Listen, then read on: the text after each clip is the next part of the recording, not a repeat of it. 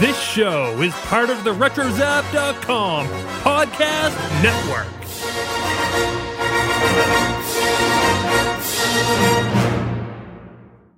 Hit record and let's do this. We have 6 hours. Hey, Skippy joined us. This is what you can look forward to on episode 190 of Skywalking Through Neverland. Hashtag I miss Halloween. Aww. And right behind me was a woman named Sarah. And we started talking because we're girls and that's what we do. And we discovered that both of our husbands were named Richard. Is there more to that story? A proper bromance growing there. It's 40-year anniversary of the holiday special next year. That's all I'm saying. You heard it here first. Yeah, it was rumored that Warwick Davis was inside the Porg. Any truth to that? This is podcast gold. Are you ready? Welcome to Neverland. Here we go. A long time ago, in a galaxy far, far away. To all who come to this happy place, welcome. Disneyland is your land. When I first made Star Wars, everybody in Hollywood said, well, this is a movie Disney should have made. You're more than just fans. You're family. Best day ever! Secrets lab. It's about family, and that's what's so powerful about it. Hey. When you use a bird to write with, it's called tweeting. When we visit the world of Disney, we never grow old. It's a Peter Pan, Neverland that keeps us young in heart. This is Jedi Master Obi-Wan Kenobi, and you are skywalking through Neverland. I have a good feeling about this. Hey, Skywalkers! After taking a much-needed week off after our fast-paced Halloween season, we are back. And what a show we have for you! Now, if you didn't get a chance to go to the Rancho Obi-Wan Gala last weekend, well, sit back and enjoy our coverage with another big roundtable recap with lots of esteemed Skywalkers. But first, we want to welcome you all to Skywalking Through Neverland. We are your podcast destination for the many decades of your Star Wars and Disney fandom. I am Richard Woloski. But now, everyone, please say hello to my sweetie wife, Sarah. Hello there. Hello there. Hello there. Hey, Skywalkers! Hey, Star Wars and Disney family, we love that you are here. And let's start each and every show with a warm and fuzzy Wookiee hug to our family of Skywalkers. We want to thank you so much for listening every week. We also want to thank those SkyTubers and face huggers who are watching our live stream right now on YouTube and Facebook Live. And then you can also tweet at us while you listen. We are at Skywalking Pod. And we love it when you share our joy in this adventure through fandom.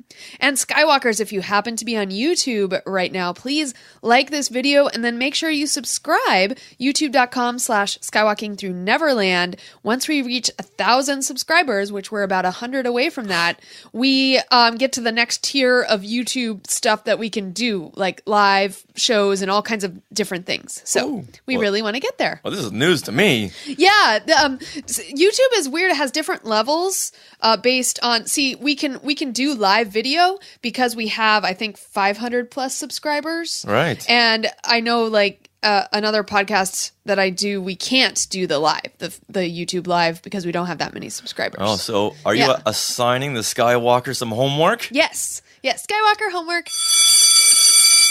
Yay! Get people to subscribe. Yay! So we need 100 by what, next week? I think that would be great. I think we have like 900 something, or I don't know. It's very close to about 100 more we need. So we need to start sharing. Please, Skywalkers, share with all your friends, because I would love to get to that next tier by next week. Yeah. Because we have some things coming up we'd love to be at that next tier for. Absolutely.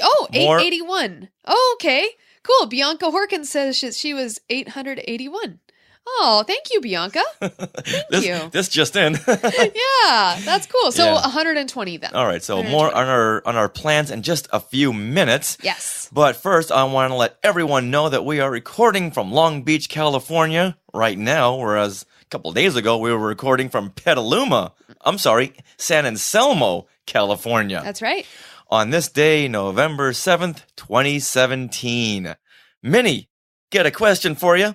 Minnie Mouse, what time is it? It's 11:52. Good morning.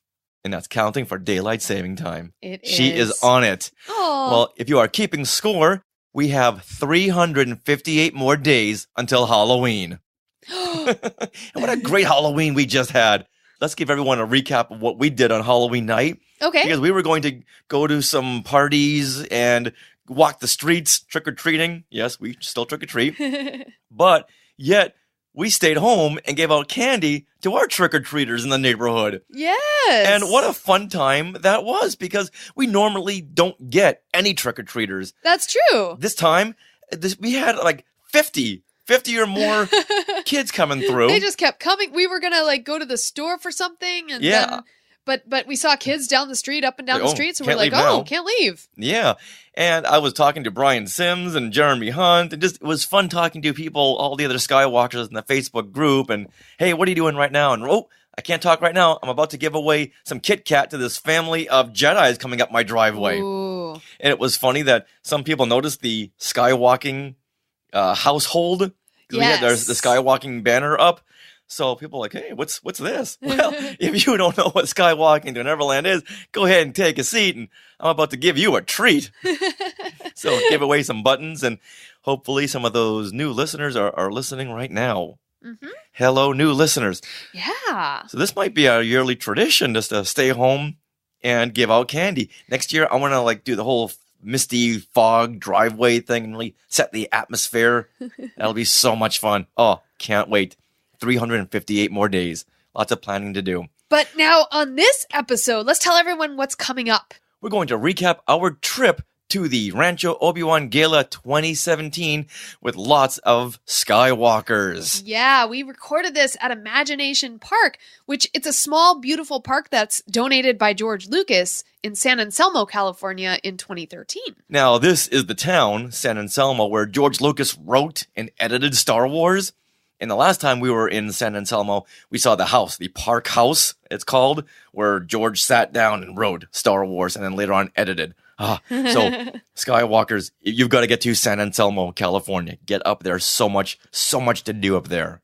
Oh, and the park itself. Let's kind of describe the park itself. You can't miss this park because right in the hub is a bronze statue of Yoda. Mm-hmm. And who's right next to Yoda, sweetie? So right next to Yoda is a statue of Indiana Jones. Nice. And it's a very nice statue. Yeah. I was like, I was surprised because I didn't know that would be there. And I was like, ooh, when do you see a statue of Indiana Jones? And had his swagger. It's the only Indiana Jones statue, whereas the Yoda, we can see that at the Presidio at Lucasfilm. Right. But Indiana Jones, there's only one, and it's right at this park. It was just fantastic. So there's a Yoda and Indiana Jones. You know, I'll be happy when they have a statue of Howard the Duck. Then we have all aspects of fandom. That would be great. That's funny. Of the Lucasfilm, George Lucas fandom. Now, what's funny about these statues is they're facing away from, so they're right in the center of the fountain, kind of facing away from each other. So when you take a picture of Indiana Jones, you can kind of see Yoda's back in the background. When you take a picture of Yoda, you can see Indiana Jones, his backside in the background. Yeah, it's a very small park, but you can't miss these two statues. Oh, beautiful. And just to note, this is not a Disney property, so all squirrels were out in the open and not stopping us from doing any recording. It was amazing. It was. We also have shout-outs, and guess who else is back after some time off? Rob Dellinger! Do you know what that means? We have a Skywalker of the Week! But now here are Things We Want to Share. Things we want to share. Things we want to share. Things we want to share. Now, before we went to the Rancho Obi-Wan Gala, we got a chance to visit Lucasfilm. Yeah, we took a tour. Big props and thanks and nods to our good friend and Skywalker admin, Brian Sims, who set this all up for us. Mm-hmm. Thank you. Now, Sarah, you and I had been to Lucasfilm before, but we didn't get this kind of a tour. No, and the last couple of times we were there, the store the Lucasfilm store was closed. No. It wasn't closed. It was closing. Oh. Because it closes at what time? 3 p.m. It's like 3 p.m. Yeah. So we would literally be running down the corridor. And it's like a scene from Raiders of the Lost Ark and trying to dive underneath the door. Only like Indy, the door would just close right on us. And the employees inside would just point and laugh. Yeah, pretty much. Both times we were there, the same thing happened. But this time, we got a chance to go to that store, which is a highlight. But, I don't want to say a highlight because we saw some fantastic items and props and equipment along this tour. Well, for me, it was a highlight because I like shopping. Yes, and we got some fun sweatshirts there. Yeah. Hey, we should model them in a second. And a little bit. Yes. And a little bit. But I want to tell people about this tour because Okay. it was so fascinating seeing original equipment used on the Lucasfilm films. They had the Go Motion control board from The Empire Strikes Back and Return of the Jedi. There was the editing table that I'm sure the first couple of films were like Star Wars and Empire and Jedi. There wasn't a plaque saying what this was used for, but I'm guessing it was from Lucas's old stockpile of equipment. Now, was that editing table the one that had like a bunch of round tables on it? Like Yeah, the 3 it round kinda tables? Looked like a DJ record spinning table because there were 4 spools. But they also said that particular editing table did effects. They said that effects were actually created on those, like masking and matting. Where you do that is an optical printer, which prints all of the opticals. You can have like 4 or 5, 6 different elements. Like, for instance, in Return of the Jedi, that scene where the Millennium Falcon is soaring through space and the battle over Endor, you see all the X-Wings and TIE fighters all zooming around it. That's probably like 20, 25 elements because each ship is a certain element. Oh, right. So you get to shoot all of those on a different piece of film, and then you need the optical printer to print them all together. Huh. Now, if you watch that scene closely enough, you'll see X-Wings and TIE fighters just flying through each other. Oh, really? Because that's very hard to choreograph all of those ships at one time in one shot. Next to impossible. Wow. So, did you ever notice it?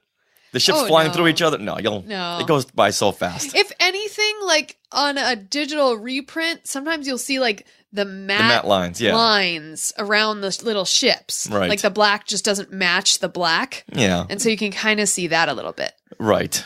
But they had all of this equipment out on display, which for me, it was having gone through film school and made my own films just to see where all of these iconic films were made and on what equipment. Mind-blowing. It was great seeing a lot of the props from certain films. Yeah, we saw the U-Wing. And the U-Wing. From Rogue One. Yeah, which was the model reference for Rogue One. George Lucas signed that. Now, what artifact really stuck out to you, Sarah? Okay, well, the Star Wars things on display were mostly from the newer films. So like Force Awakens and Rogue One. And I feel like we've seen a lot of that stuff, I guess, because we go to celebrations and things, right? Yeah. Like it didn't excite me as much as seeing like Hook's Hook. So the movie Hook, ILM worked on, and it was exciting. The actual hook that was used from Captain Hook was on display there, and it's like this fancy, amazing silver hook, and I was so excited to see it, and I was like giddy. I waited long to shake your hand with this. Peter Pan, prepare to meet thy doom. I was going, oh, let's get a picture with the hook. And then also there was 2 different matte paintings from Hook, like Flight Through Neverland and things like that, so you could actually see the island. And these matte paintings they mesmerize me, because when you're watching a film, you're totally engrossed in the story, and that's real to you. Like, it appears real, especially when you've seen Hook when I was in 5th grade, so I was 10, and this movie just encapsulate, it was totally real to me. This was a really inspirational film for you. It was. This is one of my, I think I can say that this is my first favorite film. Like, my favorite film has changed over time, but being 10 years old, I just remember this, like, this is my favorite film. Like, I owned it. This will always stay in your top 3 Right. Whereas, movies are always rotating in and out, but Hook will always stay there for you. Right. So it was very, I loved it. And the matte paintings are cool because, they're so real to you when you're watching the movie, and then you come and see them in real life, and they're just paintings, they're pictures, but they're giant. And in fact, this one was painted on a screen door of a glass door for a bathroom. For a shower. Yeah. A shower door. Thank you. A shower door. So it was that big, and you could just lose yourself once again in just looking at all the detail that the painters put in it. It's amazing. So seeing those things really excited me. I think that was the most inspiring aspect of that tour, is finding out about how these matte paintings are painted on these shower doors, because ordinarily they'd be put on a huge pane of glass, and a huge pane of glass is really, really expensive. Yeah, and at that time it was like even more expensive for some reason. But someone I guess was going through Home Depot or Lowe's and said, there's a big glass door in the shower bathroom department that is like $20. Wow. And it's glass. I know. And it has a frame. Why are we not doing this? Perfect. Why are we not using these doors? There was a ton of these. Oh, and breaking news here. Rob Wainford says that Lucas and Fisher, I'm assuming Carrie Fisher, can be seen briefly at the end of Hook? Yeah. What? Yeah. What? This is news to me. They're colluding couple on the bridge? Cuddling couple on the bridge. Huh. And one pair is George and Carrie. Wow. Well, thank you, Rob, for that little nugget of fun trivia facts. Yeah, and Christopher Marino also confirms that. They're kissing on the bridge. All right, well. Come on, it's Carrie Fisher. All right, we'll have to watch it again, sweetie. Yes, we'll have to watch it again and hear Flight to Neverland and hear the banquet scene and all the pretty music. Okay. What I found interesting was that most of the Star Wars props were from like master replicas and sideshow. So they weren't screen-used props. They were something you could mail order from these companies. And our tour guide said that most of these props are housed in the Lucasfilm archive, the big Raiders of the Lost Ark warehouse. Yeah. So I guess they're going to do the next best thing and do like a prop replica. The Ark of the Covenant was there. You remember? The Ark, not the Ark of the Covenant. Oh, the Holy Grail. The Holy Grail. From Last Crusade. Yeah. So that was there. The Holy Grail was there too, and that was neat. I was like, oh, look, it's the Holy. It's that one. It's that one. It's not the fancy looking one. It's that one.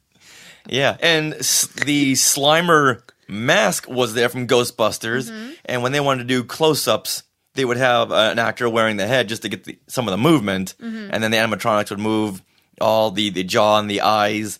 And that was... Yeah, that was cool to see. Yeah, how did that survive? I don't know, but right across from Slimer was one of the E.T. models. This is a full-size foam replica they'll use for lighting or for eye lines. Right. And it was trash to, I guess, after 30 some odd years. It was disintegrating slowly. Yeah. I suppose. Yeah, but it's foam, and foam doesn't last long. Right. So the fact that they even had it in as good a condition as it was surprised me. Right. So it was really neat, and apparently they are always changing out the things that are in the hallways. So basically what the tour to Lucasfilm is, it's pretty much the hallways are like a museum, really. And so you don't get to go into the offices themselves, but you take a tour of all the hallways, and it's really, really neat. Yeah, so thank you once again to Brian for setting that up. Mm-hmm. Fantastic. And we just wanted to open up a couple of the screening room doors and, hey guys, what you doing? Yeah, right? Are you watching dailies from the Han Solo film? I'm sorry, Solo, a Star Wars story? Don't mind us. Yeah. Oh, bad. All right, now let's share some more stuff. And I know most of us were really concerned that we had to wait 5 long, arduous months after The Last Jedi until we had something new to look forward to, such as Solo, a Star Wars story. But fear not. No. Downtown Disney here in Anaheim will unveil Star Wars Secrets of the Empire on January 5th, 2018. Oh, thank goodness we're not waiting 5 months for something new. I know. Now, that was torture. you may be wondering what this is if you haven't heard the news, and it's actually a VR experience. So, Richard, do you want to explain? This is a multi-sensory hyper-reality VR experience. If you're familiar with the downtown Disney area, this is where the Vault 28 and the Fossil Watch Store was, right across from Build-A-Bear. And the OC Register just ran a story reporting that teams of up to 4 people will don virtual reality headsets and other technology that simulates walking through the molten planet of Mustafar. Ooh. Oh my goodness. As members of the rebellion, the team's mission is to recover intelligence from Imperial forces. Wow. The team, disguised as stormtroopers and strapped with blasters, will tag along with a K2SO droid and navigate through an enemy facility, walking into danger at every turn. The members of the team will have to solve puzzles and fight lava monsters. Whoa. We have to wait until January for this? I know. This is just incredible. This almost sounds like an escape room type thing. That's what I'm getting from this. Only it's a VR experience. A VR escape room. Yeah. Which, wow, this just changes everything. And apparently you can get tickets now, and we haven't been on the ball with that, so we need to schedule something with some Skywalkers. Star Wars Secrets of the Empire is being produced by ILM X Lab and the VR company The Void, and officials describe it as a 30-minute experience for ages 10 and older. Wow. 30 minutes? Oh my gosh. No wonder it's $30. Yeah. Now, visitors will experience sight, sound, touch, and smell as they walk into real-time virtual reality that combines interactive sets, real-time effects, and amazing technology. Smells. So you can smell the molten lava. Oh my goodness. That's exciting. This is Mon Mothma. I have an assignment for you. The rebellion needs you, and we don't have much time. You must work together. You must not fail.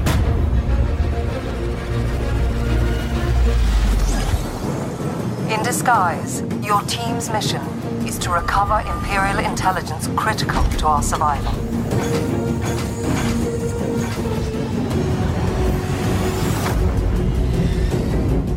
You're with me. The rest of you, get on that skiff. Do your best to act Imperial.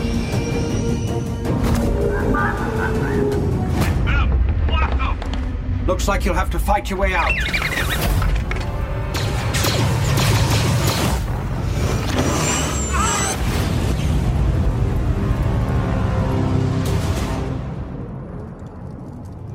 What is that?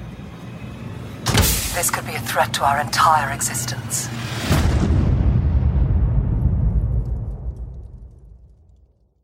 So tickets are now on sale, and once again, they're $30, which, take my money, please, and are available at The Void, TheVoid.com.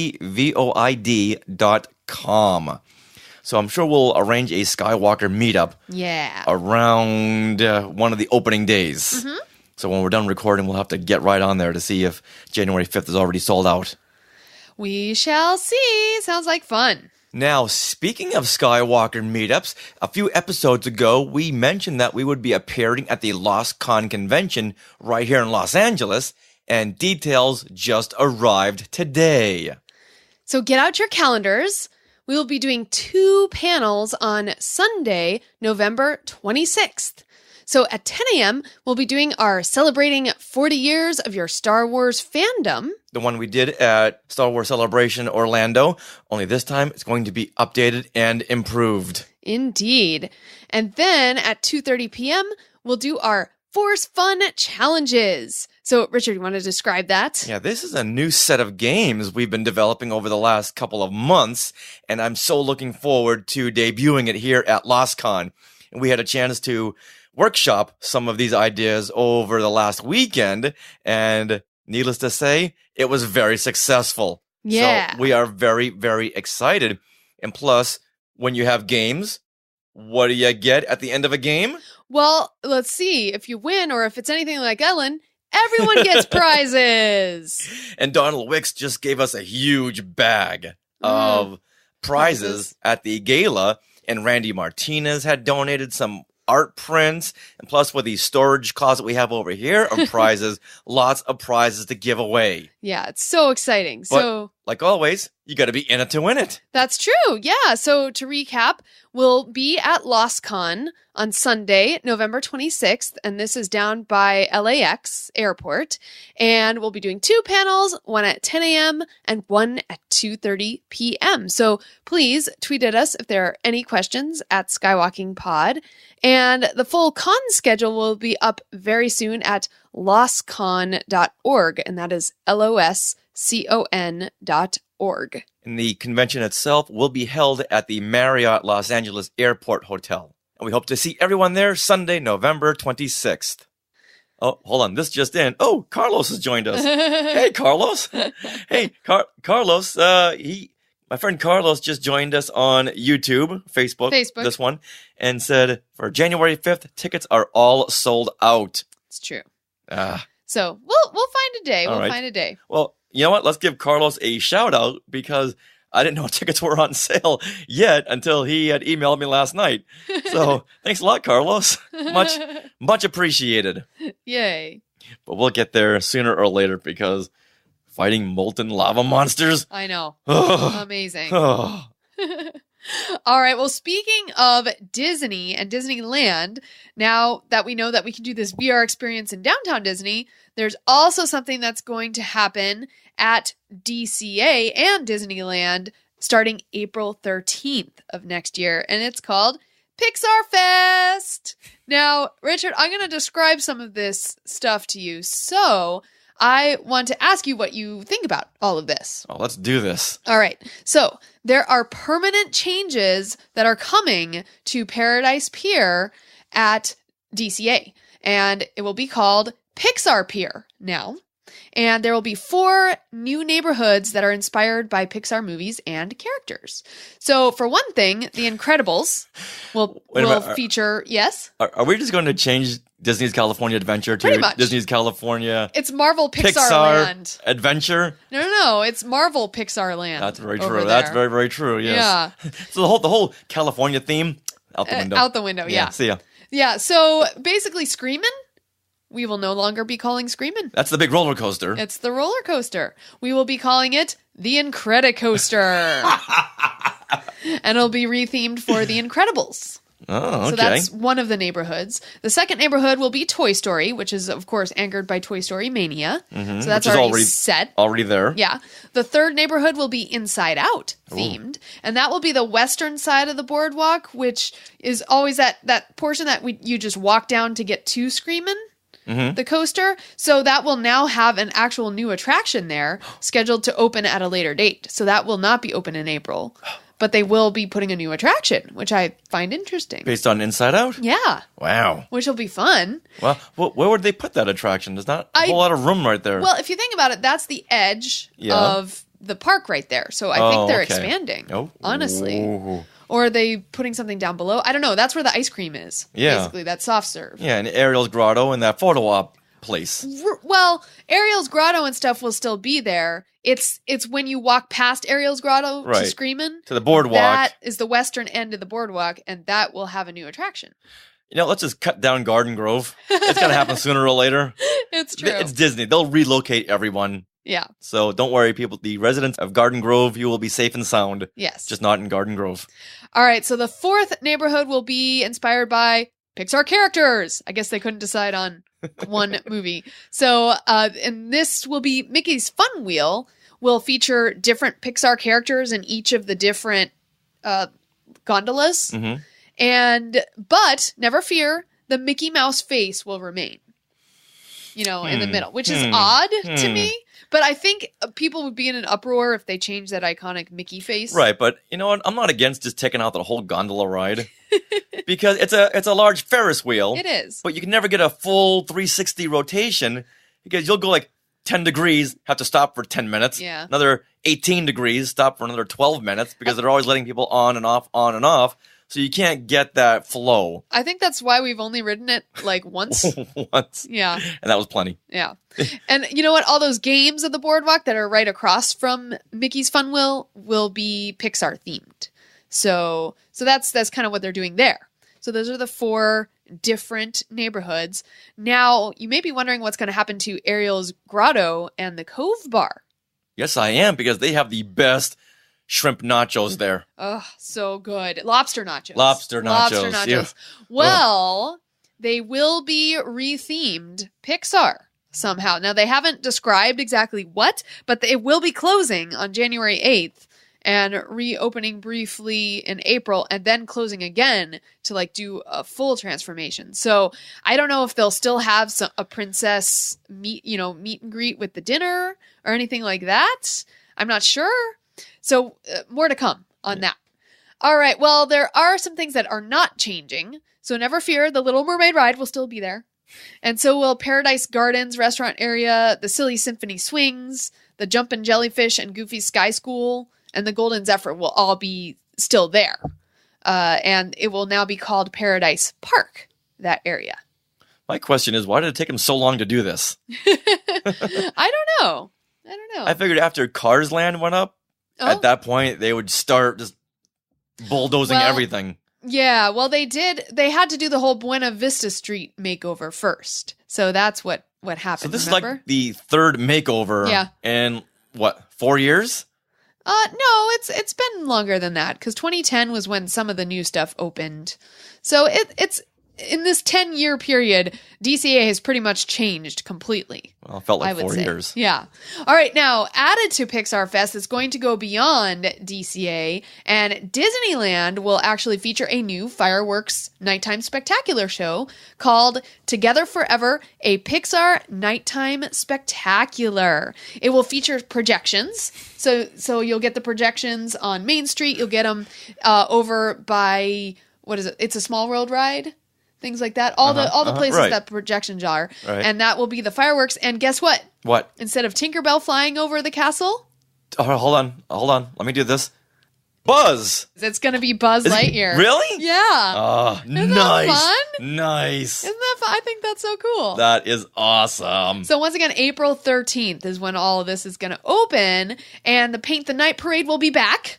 But it will be at DCA, which is interesting. And the Pixar Play Parade, which has always been at DCA during the day, will now be heading to Disneyland during the day. So the parades are going, switching over the different parks, I think, to maybe manage the foot traffic a little better. Does a day go by when Disney's not updating or buying something? Well, you know what? That's why we have annual passes, and whenever we go, there's something new, and I really like it. This just in. 2021, the year 2021. Yes. We'll see a new land, Planet of the Apes Forbidden Zone land.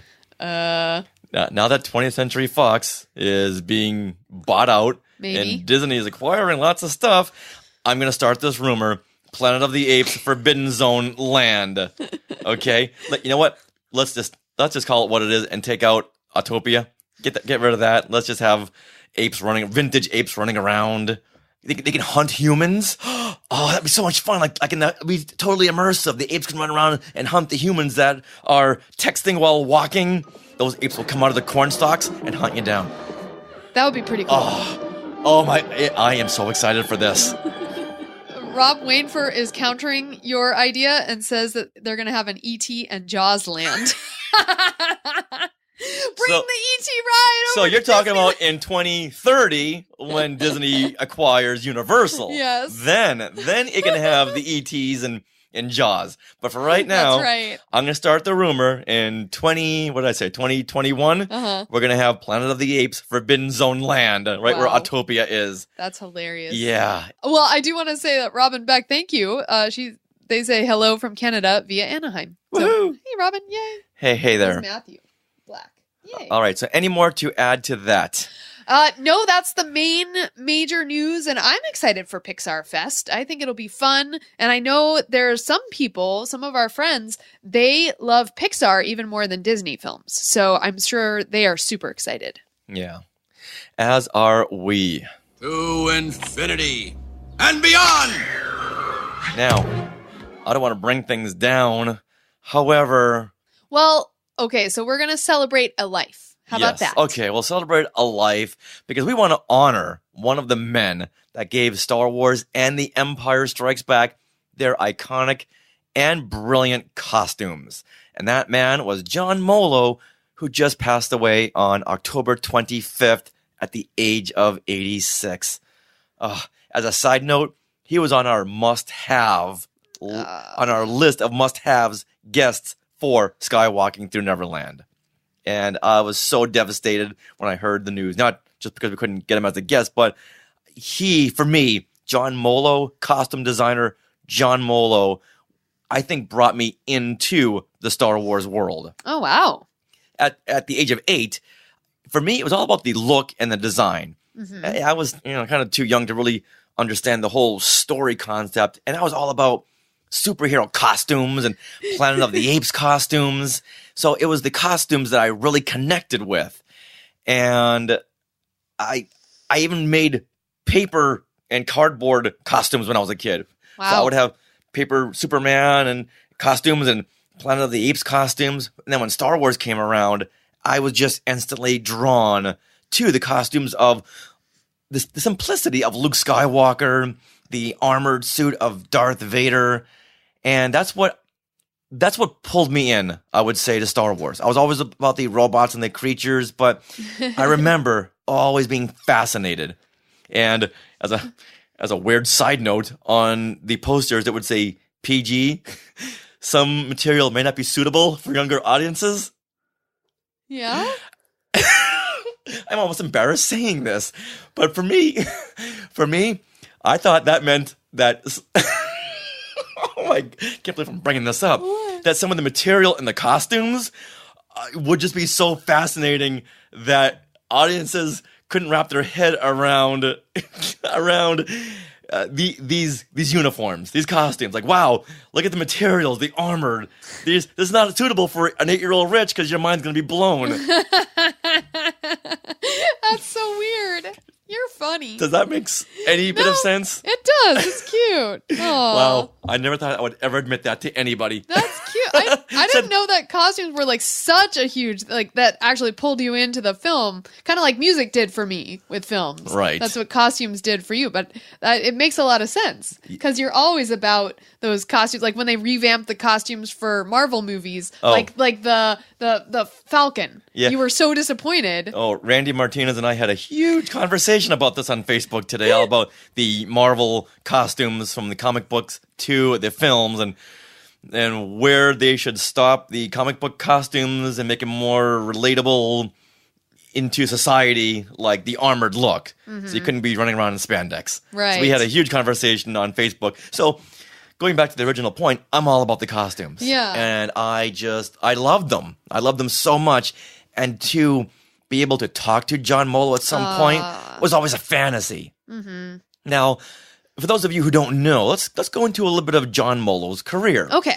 His very first job as a costume designer was on Star Wars. Wow. And he won an Oscar. Oh my gosh. Where do you go from there? Your very first assignment and you won an Oscar? Well, it was interesting because he actually he didn't train in costume design, right? No, he was all self-trained. Right.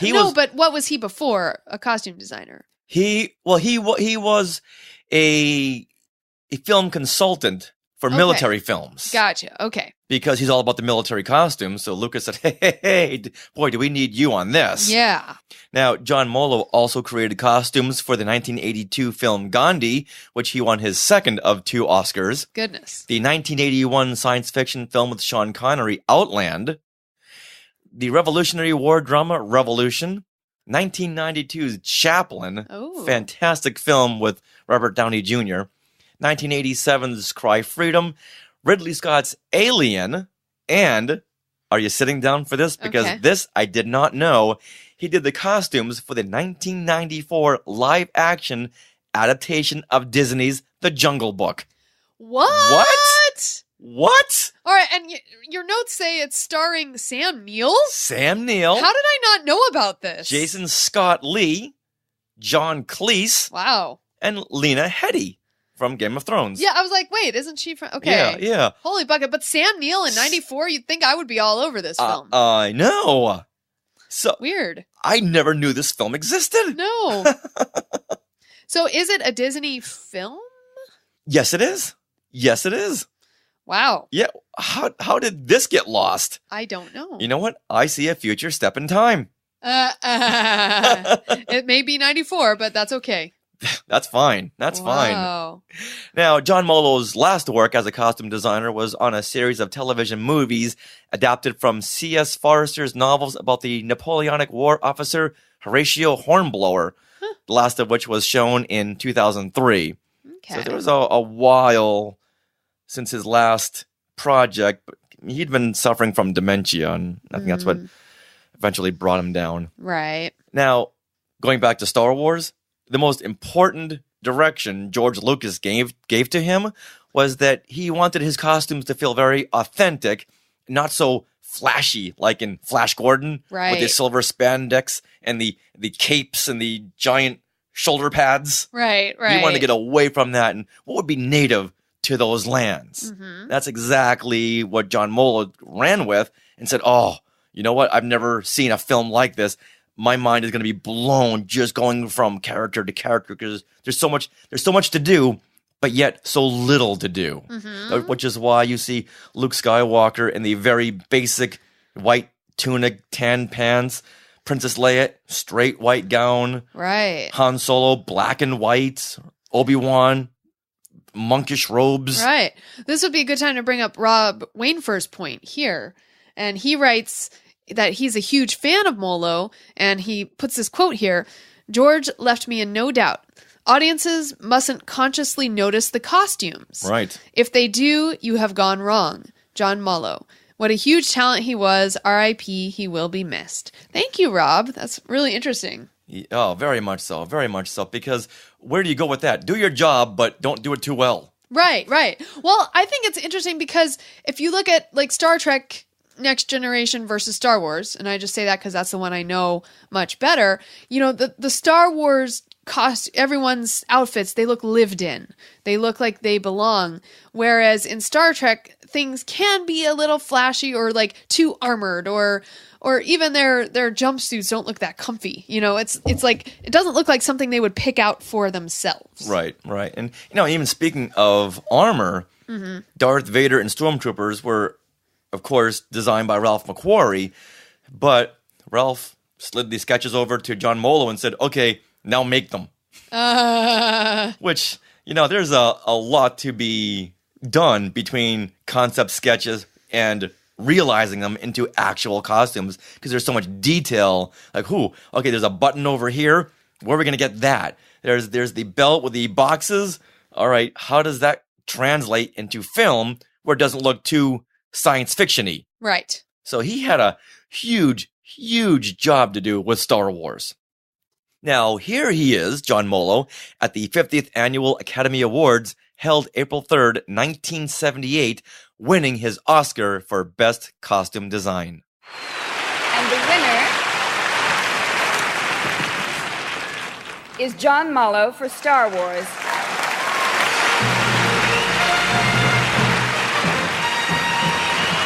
As you see, the costumes from Star Wars are really not so much costumes as a bit of plumbing and general automobile engineering. Anyway, my thanks to George and Gary, and particularly to the wardrobe department, especially Ron Beck, and to all of you for giving me this very happy tribute. Thank you very much. Now, did John design Luke and Leia and all those as well as the military? Okay. Yeah. Wow. So it was Ralph McQuarrie who designed them on paper. Right. But then he had to, like we were just saying, he had to actualize them. Okay. And that's often much, much harder job. Well, yeah, because you can draw a tunic or a cape, but now what material is going to read on film? Which one won't be too heavy for the actor? We have all these stormtroopers. What do you make their armor out of? Right. How do you keep Leia's white dress white? So there's so much to take into consideration, and they've got to talk to the art department. They've got to talk to the cinematographer. What material is going to absorb light better. So there's a lot of facets that go into something like that. Wow. Now, what would you say, Sarah, would be your favorite John Mollo design from Star Wars or The Empire Strikes Back? My favorite would have to be Leia Bespin dress outfit. I just adore that design and outfit and everything. Love it. For me, not too far from your favorite, the Luke Bespin outfit. Nice. And I think because going back to 1980, I first saw that outfit when Mark Hamill and the stars of Star Wars was on The Muppet Show. Oh. And we saw for the first time Luke in his Bespin fatigues. And it excited me. I don't know why. I think because we saw Luke in something other than his white tunic and tan pants, but this looked more official, looked more militaristic. Like, oh, wait a minute, why is Luke dressed like this? Like almost like in a uniform. Like, is he gonna go deeper into battle? And I was reading into it that Luke is going to really further his character in The Empire Strikes Back. Okay. He wasn't just going to be a little farm boy kid anymore. He was going to get into some deep rebellion battles. Nice. So whenever an action figure would come out, I would have to get it with Luke in the Bespin fatigues. And some of the items from 1980, the memorabilia, the merchandising, had him in a gray outfit. Oh. Because if you look at some of these publicity photos, it does look kind of gray. So these companies would say, okay, he's in a gray outfit. Now it would always tick me off. It's not gray. It's not gray. It's tan. Yeah, that's funny. You know how sometimes I can get when something's not just right? Really? Really? How can you get? I'm not sure. Yeah. Yes, you can. Yes, you can. You get upset. Yeah. So as you can tell, we are huge John Mollo fans over here. And it's heartbreaking knowing that he is gone, that his talents will never grace the silver screen again, or this guy walking through Neverland airwaves. Oh.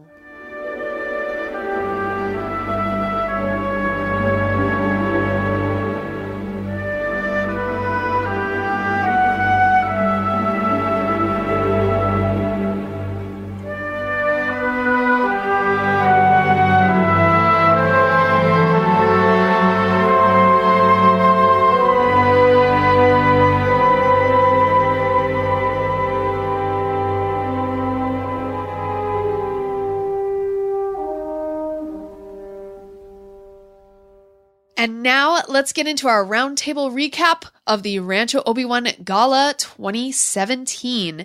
Now, we were joined by many Skywalkers, including Brian Sims, Martin Keeler, Donald and Roxanne Wicks, James Burns, Mark Newbold, Margaret Mays, Glenn Stein, and his brother Adam, and Traci Degerman. Enjoy! It'll be like you're there with us. Hello there. This is Steve Sansweet from Rancho Obi-Wan, and I am skywalking through Neverland. Rancho Obi-Wan Gala 2017, check! On a scale of 1 to very, very loud, how much of a good time did we have, everybody? Woo! Woo! Whoa, we ought to tell people exactly where we're standing. Oh. Where are we standing right now? So we are standing in the middle of San Anselmo in the Imagination Park by the Yoda fountain and Indiana Jones statue. And this is a very special place. It's a very special place for the two of you as well, which I'll explain in a second. Mm-hmm. But this park was created by George as a thank you to the residents of San Anselmo. This is where he came up with the idea for Star Wars and Indiana Jones, so in 73 and 74 respectively. Right. And this is a park that was created, I want to say 2011 or 12, and they were asking for donations, so we put our couple of bucks in the pot, and as far as I know, our names are on that wall right over there. I didn't get a chance to look over there yet. Ooh, exciting. Very, very exciting. We'll have to do that. All right, so anyone in the Northern California area, in the city of San Anselmo, get to come to this very, very small park, and you'll see a statue of Indiana Jones and Yoda. And if you're visiting Rancho Obi-Wan, it's actually, as you come across the Golden Gate Bridge, you've actually got to go pretty much past it to get to Stephen. So there's no excuse not to stop here. All right, so we have our esteemed panel right over here. So let's go around and talk about our highlights. So, Martin, Keeler, you have the microphone right in your hand right now. And what was your highlight of the Rancho Obi-Wan Gala? Well, obviously, meeting all my friends and seeing loads of people there. But for me personally, playing in the poker tournament was awesome. It was really well organised. Lots of good fun. Different levels of skill there, from one guy who brilliantly just said, I don't know how to play poker, but I wanted the swag. Names? I can't. It's confidential. What's the swag? So the swag was loads of card stuff from... Yes, Cartamundi. Cartamundi really, really stepped up. Yeah. And big thanks to them, to all the sponsors last night. Because Right. without whom the gala wouldn't have happened. Absolutely, no. And it's fabulous. So that guy got it right by just participating to get the swag. But there was also, they did a nice little bounty hunt feature in there as well. So if you knocked someone out, everyone was given a sum sum, and you got their sum sum. Oh, right. nice. So the further you got on, the more sum sums you were gathering. And then if you got knocked out, you had to just give one back. So it was really worth trying to push people through and get them knocked out, and it went on until I think past midnight in the end. And all the sum-sums were different. There were all 27 different sum-sums. different sum-sums. So everyone's getting very precious about the sum-sums. I was saying earlier there was a piece where someone won a really big pot, but it was controversial because we didn't know where the sum-sum was going to go because two people had bet in, and all the chips just stayed in the middle. No one was talking about it. It was all about where does that sum-sum end up at the end of this. And I came third. So I came third in the poker tournament. So I got a massive Lego General Grievous to take home with me in my suitcase. Well done. Awesome. Yeah. How big was this Grievous? Like, big. So big. This is an audio podcast. Yeah, it's around about. Watch the video to see how big. It's around about 16 to 18 there inches you go, high. like, expert over there will be able to tell. Well, yeah, no, the box is pretty good. I mean, it's a UCS set, and Grievous has got his 4 lightsabers, and it's a pretty cool set. Yeah, lots of people after said, "Do you really want that?" Oh yeah, I do. Very nice. All right, who else has got a highlight ready to share? Mark Newbold. Yeah, so I was on Balloon Pop last night. So it's my 5th gala, or gala, as you guys say. And thank you. And so usually I'm with James on silent auction. One time I've done the live auction, never done Balloon Pop. So they did Balloon Pop differently this time. Hello World. So this time it was helium balloons. So the balloons obviously were going up. But yeah, exactly. But slight design flaw in that some of them went down instead. So we had a forest of balloons, but we also had like a, what do you call a valley, a carpet of balloons, which was fun. It was good. But the first round, we did 2 rounds. So the first round, you tied off the name onto the balloon string and pulled the name off the string. But so it wasn't a balloon pop; it was a balloon pull, if that makes sense. And then the second round was the balloon pop. I was just told by somebody that there were actually darts there that I could have popped the balloons with, but nobody told me. So I was like squeezing these balloons, trying to pop them. And they were going everywhere, weren't they? So all these names are flying out all around the universe. So if anybody got the same prize twice, I only apologise. No, it was very good. It was good. It was interesting. There's a lot of people there, obviously. It was nice to catch up with folks. And Well, explain to people what the balloon pop is. The balloon pop is a devastatingly interesting way of getting rubber burns on your arm. You would have all the balloons, you'd pop them, and you would have different prizes. So there's different levels of prizes. So $5 prizes, $10 prizes, 20 and 40. So we found out that the 40s were going really, really well. So already thinking next year that we'll put different levels of prizes in and change it up a little bit. But it's just good fun. I mean, obviously Rancho's got lots of different items and articles that they can put into these kind of little events, especially for the gala, and it seemed to. Thank you for that. It seemed to work really well. It was busy all the time, and can I just say as well, Monty that did the food was unreal. The food was fantastic. So because liking food as I do, I had to say that. So yeah, no, it was very good. It's a really good night. It's always nice to catch up with you guys anyway. So it was good fun. Nice. James Burns, you have a microphone in your hand. I do. For me, I was in the silent auction room, monitoring the silent auction for most of the evening. The room was smaller this year because there was more shelves in it. We had a lot of stuff, and we had to push back the times because everything was getting slightly delayed. But it was good, good because things were going on longer, which was great. and we had around about 60 items on the silent auction, and we'd also prepared the live auction the night before, and there was some really, really amazing stuff that you could acquire or bid on from lots and lots of different licensees, and I think everyone was really impressed with what was there. Some really amazing art from Celebration. Some of the artists have done some really nice remarks exclusively for Rancho Obi-Wan, which was really nice. And I think people had a really good time. What was the one item that everyone was bidding on the most? The last Lucasfilm holiday gift was the cushion with an iPhone. And that was the last gift that George himself was instrumental in or involved in. So that went for around about $250. No, it was around about $330. That was in the silent auction. But there was lots of things that people, those Sphero droids were. Yeah. I mean, they went for more than retail, which is really good. And I think that's indicative of everyone that's there wants to give a little bit more for Rancho and wants to ensure that they've got money to carry on and to keep doing what they do. So I think that's really nice that people go the extra mile and are willing to spend a little bit more, even though they can, go to their local store and buy something slightly cheaper. So I think that's really nice. I really wanted those Marvel prints. Those Marvel prints were Marvel absolutely prints. amazing, provided Gorgeous. by Stan Stice. And he did a great job in producing those. I mean, they were so vibrant. They stood out really, really well. They were comic prints from the early days. And from the large issue comics. Yeah, really. I mean, he done a great job. They popped really, really well.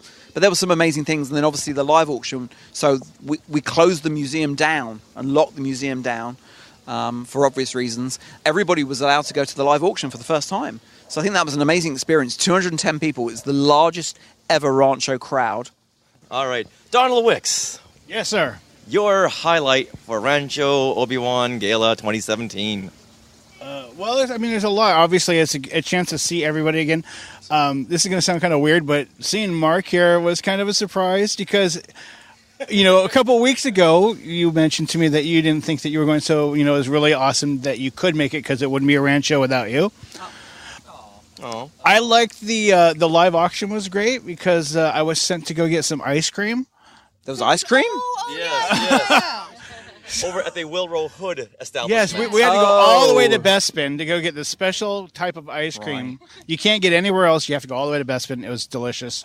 But yeah, that was actually really my highlight was doing that run. That was really fun. A lot of people look really shocked and surprised. And so tell us a little bit about the run of the hoods and the other surprise you had. Oh, that. Yeah. Okay. Thank you. So at a point. Few weeks ago, we have many of us are Star Wars costumers. We're either in the clubs or we just like dressing up in costumes. And a few of us got the idea, well, a lot of us have Wilrow hoods. And we thought, well, they did it last year with a couple people. Let's do it again. But this time they had some Steve Sansweet Halloween masks.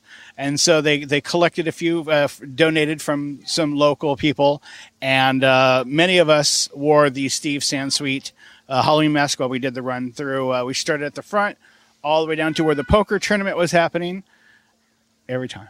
And then we headed back and we did a little dance party because DJ Elliott was there spinning some tunes. Absolutely. And we danced a little bit. We did a really long conga line. That was fun. Mm-hmm. And so it was just a little surprise for the guests. And these masks were very Ben Cooper style. They were, yeah. The plastic vacuum form and the rubber band. And I wasn't sure if you could notice, but there were two styles. There are, yeah. There's young Steve and old Steve. So, yeah, there's a gray-haired face and then a dark-haired face. We preferred the term classic. Yeah, classic. Classic Steve. Oh, vintage. Vintage, yeah. Yes, vintage. Vintage on card. Yes. He needs to be preserved. Yeah, exactly. Yeah. In the package. Now, Roxanne, did you have a fun moment? I always enjoy the wine tasting, the Skywalker Vineyards. And I was excited this year. Last year they gave us the wine glass with Skywalker on it. But this year they gave us a choice. And I chose the stemless glass so I can drink out of it. Because the other one's locked away in a cabinet to make sure it's never broken. But going through the wine list and trying the olive oil, that was a lot of fun. Margaret Mays, Let's hand the microphone to Margaret Mays. Hi, this is Margaret. Hello, Margaret. Hello. One of my highlights, well, definitely the wine tasting again. This was the second year that they did that, and it was a really good time, and they added the olive oil tasting in, and that olive oil is amazing. I wish I had gotten some of that a couple days prior when we'd seen it for sale. And then also the other thing I would rave about was the food. The food was so good. And there was this green bean dish that I never would have believed that I would be raving about green beans. But that, like, I wanted to go back for, like, multiple servings of that. And just being able to see everyone and socialize with everyone. And I feel like every year our family is getting bigger of family and friends. And it's just great. It was a really great time. As always. It is one big happy family. Oh, very much so. And that's very much really, so. really important. All right, Glenn Stein. This was my first time at Rancho Obi-Wan, so I have to say that was the highlight for me, was getting to finally see this museum that I've heard about and, known about for, I think I met Steve like 10 years ago at New York Comic Con, and I've really probably wanted to get to the museum to see his collection even before then. And so it was very exciting for me just to be there, to see everything that I've heard about for years and years and seen pictures and everything, to finally be there, see all these things, see all the things that I also had, and all the things and see the nice thing that Steve outbid me on 3 years ago for way too much money, and when I proxy bidded. But it was nice to be there. I also did like the silent auction. I think I walked away with 5 different items. Wow. What'd you get? I got 3 different sets of, actually, there's 4 different groups of trading cards. The Star Wars Card Trader, you and I were bidding against each other. Star Wars Masterworks, the Rogue One Mission Briefing, and then there was a New York Comic Con set that I have a feeling that my dad and I bought like 2 weeks ago. But I think there's stuff in there that we didn't already get with those cards. But that was kind of the highlight for me. Of course, also the highlight was I managed to convince my brother to come. But and my brother Adam, who's he works for Twitter. And he got a job with Twitter and moved to the San Francisco area, so that helped me finally get myself out here to San Francisco for only the second time ever. Adam, get a favorite memory? A highlight. What's a highlight? I don't know. I think the whole experience. I think seeing, like Glenn, I'd never been out to the museum before, so I got to see the museum and sort of see, I've seen Glenn's collection, I've seen different Star Wars things, but seeing all this stuff going back for 40 years from action figure, the sort of the classic vintage, I think is the word used, action figures that lots of people have, to lots of one-of-a-kind creations of the artists have made that are Star Wars or based on Star Wars, and seeing all this stuff in one, in some sense, I don't say tiny to be critical, this smaller place, in one basically house, one building, as opposed to all over the place, seeing it. And also I think seeing all the people who are really into this and who are really fascinated and bidding on these things, willing to give hundreds or even thousands of dollars to help out a Star Wars museum was really amazing. Right. All right, and Traci, what you got? So this was my 5th gala. I've been to all of them thus far. And this was the first one that I didn't get sloshed. And I didn't run down my phone battery because I was so busy talking to all the cool people this time that I wasn't drinking and I wasn't tweeting the whole time. So that's the most memorable thing about it, and it's great to see all my friends here. So there is a world outside of social media. There is. I read about it in a book, or I saw it in a movie or something. I don't know. You've got mail. Yeah, one of those old vintage movies. All right, and now let's get over here to Mr. Brian Sims, our Skywalker videographer, photographer. Oh, no, don't put me on there. Yes. Yeah, put him on there. Yes. He never gets in any of the videos or the pictures. Get him in there. There's a reason for that. Get tighter. No. Tighter, Adam. Get a tighter shot. Okay, blue steel. So, nice. The highlight for me was really Rancho itself. The little changes Steve's made over the last year. He set the bedroom up that we all saw at Celebration, which for me was all things right in my wheelhouse of being a kid. The giant Mike McMaster's put together the crawler on the outside of it. Sand crawler, yeah. And as someone who's always looking for a good photo opportunity, he just made my night. So, I mean, it's really just seeing everybody here, meeting new people that you've only talked to online, I mean, we say the same thing every single time, but it's just wonderful to meet someone in person and get a few minutes with these. It's the best family in the world. All right, good deal. Now let's come over here to my sweetie wife, Sarah. Sarah, your highlight at Rancho Obi-Wan. Well, I really like seeing what everyone is wearing and dressed as and stuff. I know that, like, I echo everyone's sentiment with seeing everyone and having face-to-face time with everyone from around the globe, not just around the U.S. I think that's so amazing. But I think my second favorite part is just seeing what everyone's wearing, especially the women's fashion. It's just fun. It's like the Oscars. To do that. Yeah, the Star Wars of the Oscars. Yeah, it kind of is. So it's just, it's cool to see that. And then I'm breaking my rules, but yes, then of course the wine tasting is always great. And I wish it wasn't so early this year because we were kind of late and I was freaking out that we were going to miss part of it, which we didn't end up missing part of it because they started late, which is good. So I wish I wasn't like all freaking out at the beginning. But once we had the wine tasting, it's like, I'll just drink some wine now. Now I feel better. And then it was fun. All right. You, Richard. Well, okay, I'm going to pretty much repeat what everyone has said about meeting everyone, getting a chance to see everyone. And I don't think we even went inside for a couple of hours. Yeah. Hours, because we wanted to catch up with everybody. Mm-hmm. And once again, I just can't tell you how good of a feeling it is just to see people in the flesh rather than just a little tiny Twitter or Facebook icon. Yes. Now, let's go over here to Mark and James. You guys were volunteers. So tell us what it was like on the other side. Well, I think Anne or Traci mentioned yesterday that there'd been over 500 hours of preparation up until this week. So forget this week. Up until then in getting everything ready. Wow. And then this week there was probably on Thursday and Friday the best part of 15 volunteers each day. I know, Mark, you were there Thursday. Thursday, yeah. I was there Friday, and I did a 12-hour day on Friday, getting all the auction stuff ready.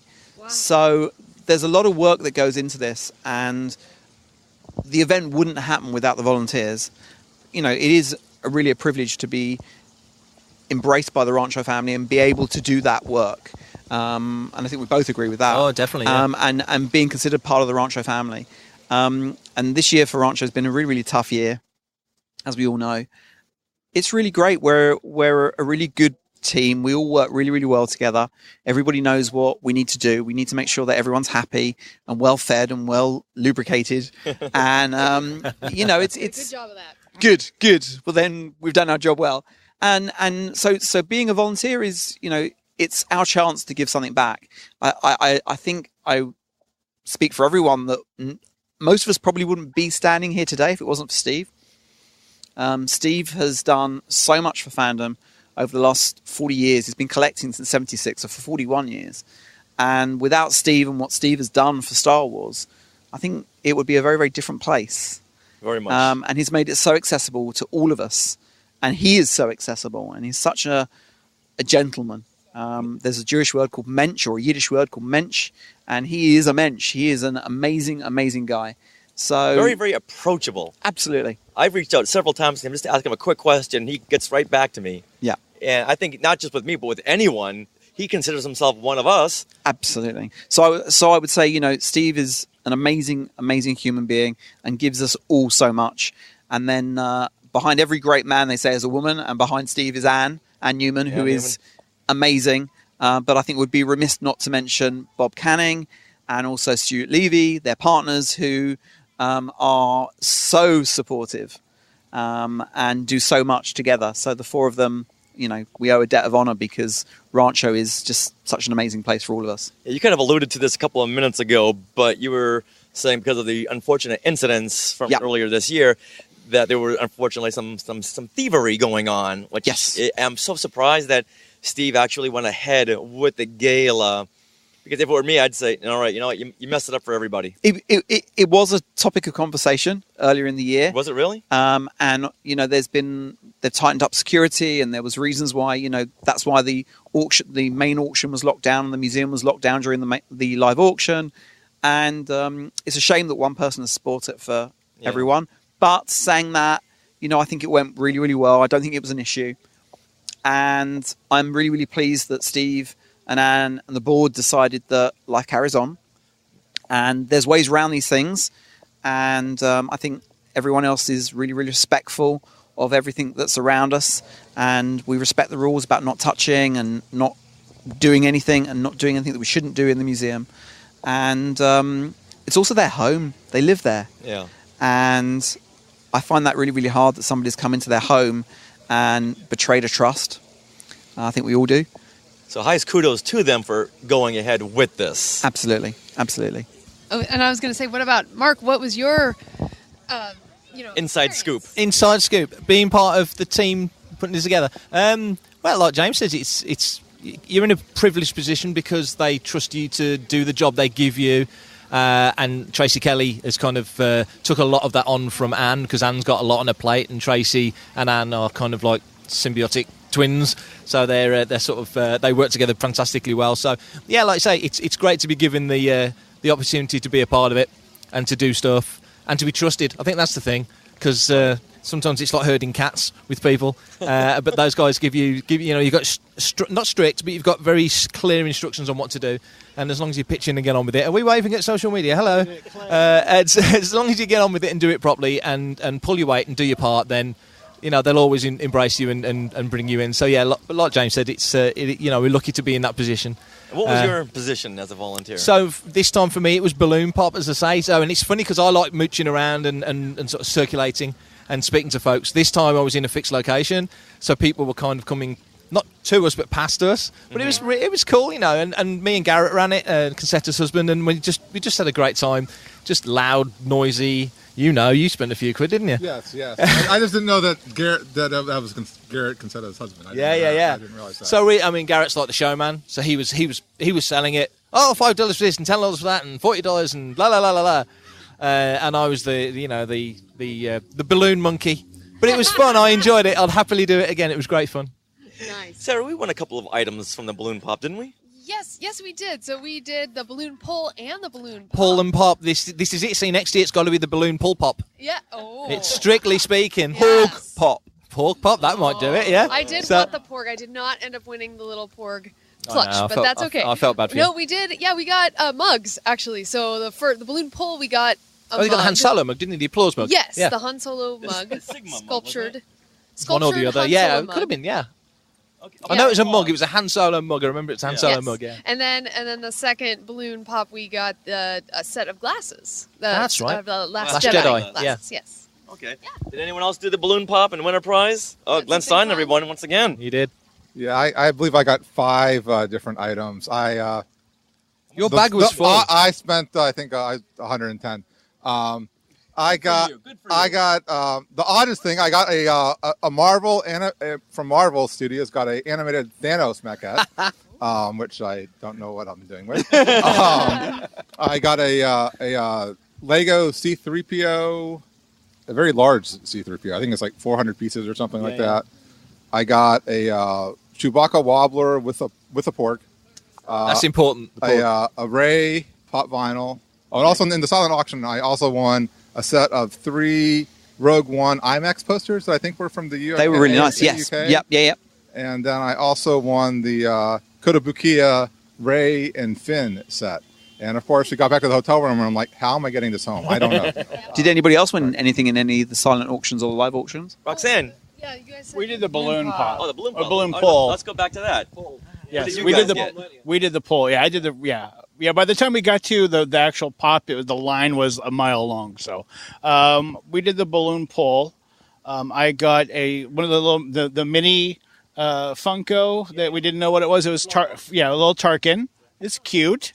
I got a Lego set. It's like, it looks like it's a Death Star with a ship inside of it, and she now has it's a Tsum Tsum set of the little box with the 4 Tsum Tsum. She absolutely had to have it. She's been pestering me for it. So Roxanne is trading me for it. I don't know what I want yet. We're still haggling over it.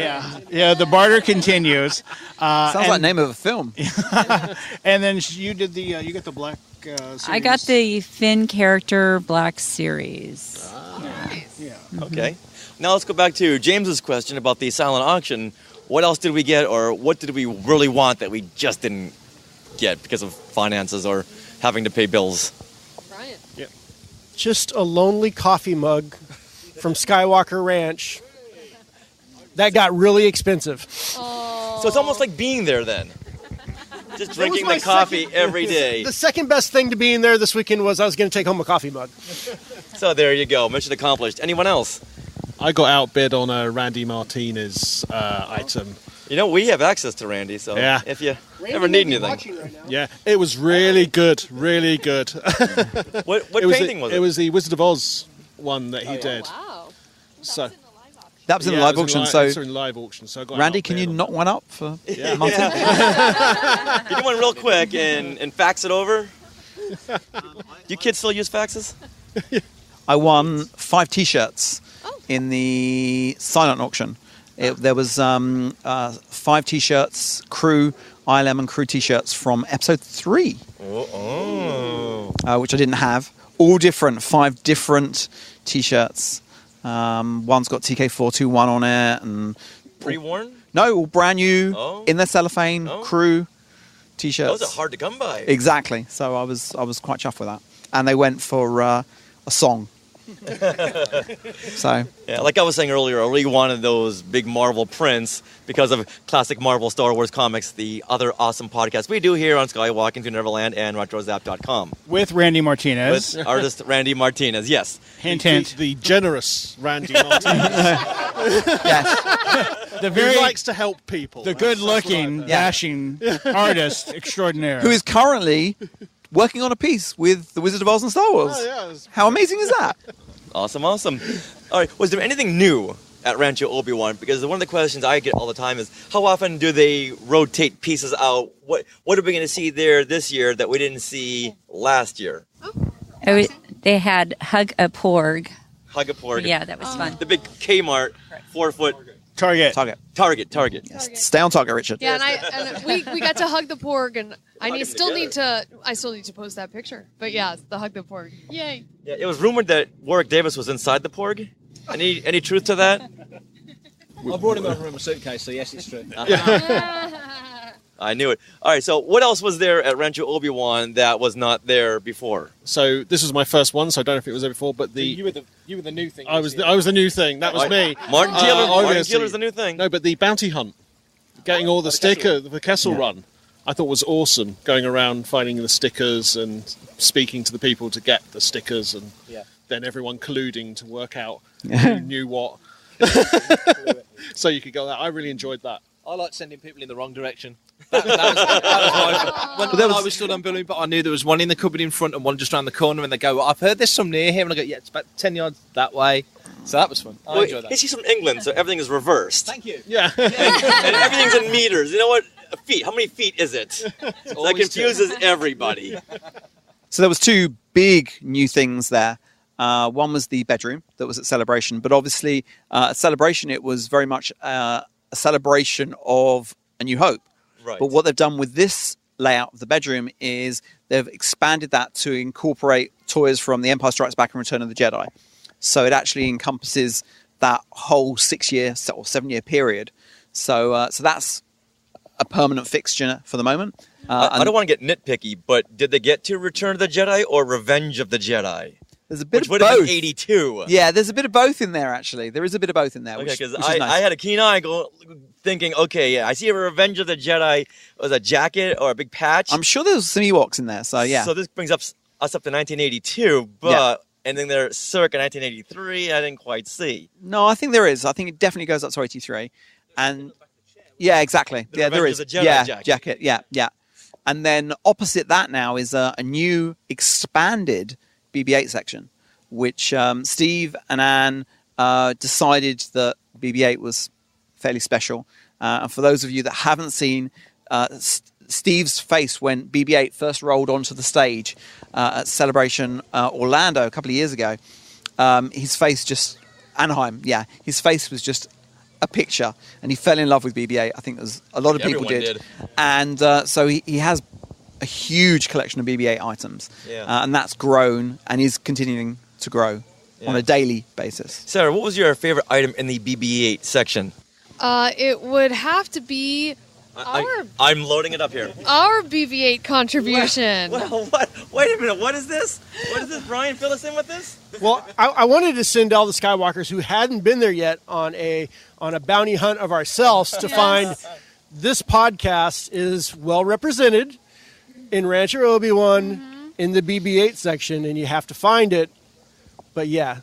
Yes, Skywalking through I've done a BB-8 design, so that design might be in there somewhere. Yeah, it's a little pin. I'll go one further by saying it's not might, it is. It is definitely in but there. we can't tell you where, but the next time you Skywalkers are at Rancho Obi-Wan, got to go and find it. Take the picture and tag Skywalking. Oh, Exactly. there you go.